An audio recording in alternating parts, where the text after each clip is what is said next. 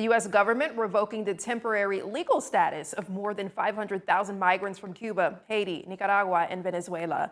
It was a humanitarian parole program known as CHNV, a Biden-era policy that allowed migrants into the country for temporary residence and work authorization while they sought permanent citizenship.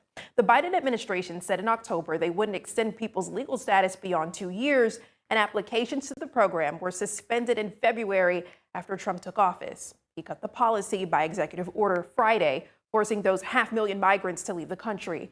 Beginning late next month, they will have to either report themselves for deportation or face arrest. Fox 54's Caleb Aguayo shows us the situation.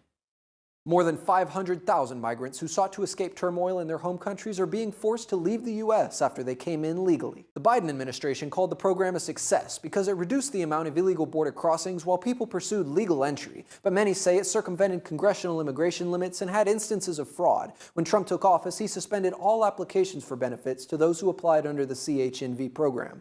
Now he's getting rid of the program altogether. One local attorney says the CHNV program was a completely legal process, and those who applied for it are now being targeted as a priority for deportation. They presented themselves, they met the qualifications, and they did quote unquote the right way, where people tell, where a lot of things we see in the media where people say they're fine with people coming if they do it legally. Well, this was a program that was legal. So these individuals are still being treated as if, as those that came in unlawfully. And Unique Dunstan in Albertville tells us it's going to impact North Alabama's workforce and local communities as these people are removed. Schools and churches will lose members of their communities, affecting their social and cultural life as well. Not to mention the mental impact that this will have on the migrants themselves. It will be a very stressful time. And attorney Samantha Armstrong explains that stress, saying the order takes away the time migrants had to plan new lives in the U.S. They were given that